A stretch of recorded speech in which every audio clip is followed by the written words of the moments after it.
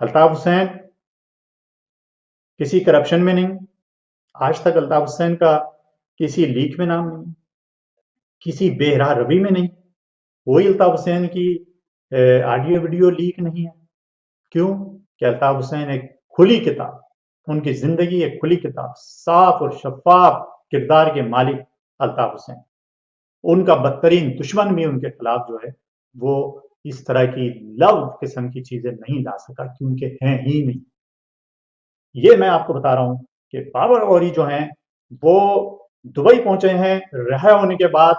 گرفتاری، پھر رہائی اور پھر دبئی روانگی، اور اس کے بعد عشرت العباد سے دبئی میں ملاقات، اور پھر ایک نئے گروپ کے اعلان کی کہانی سامنے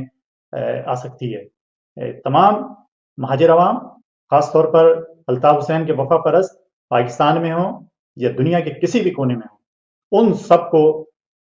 میں باخبر کر رہا ہوں، خبردار بھی کر رہا ہوں کہ ہوشیار رہیں۔ ایک نئی سازش، جس طرح آپ نے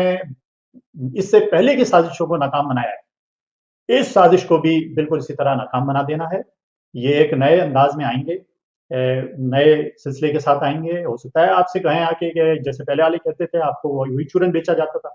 ہم تو الطاف بھائی سے رابطے میں، الطاف بھائی ہم تو الطاف بھائی بس ٹھیک ہے، وہ الطاف بھائی یہ وہ گلی کوچوں میں جا کے یہ بولتے تھے، جبکہ الطاف بھائی خود آ کے آپ کو لائیو بتا رہے ہیں کہ بھائی نہیں، میں یہاں ہوں، میں کہہ رہا ہوں، الطاف بھائی خود بتا رہے ہیں آپ کو ایسا کچھ نہیں ہے۔ الطاف بھائی تو کہہ رہے ہیں ان سے کسی سے میں بات ہی نہیں کروں گا۔ الطاف بھائی تو ابھی میسیجز دے رہے ہیں، ٹک ٹاک پہ بھی دے رہے ہیں، ویسے بھی دے رہے ہیں، ہر دوسرے تیسرے دن میسج دیتے ہیں کہ بھائی میں ان سے، میں مطلب الطاف بھائی کا بڑا واضح اور بڑا کلیئر اسٹینڈ ہے کہ غدارانہ قوم سے بات نہیں ہوتی، اور دنیا میں کوئی بھی نہیں کرتا۔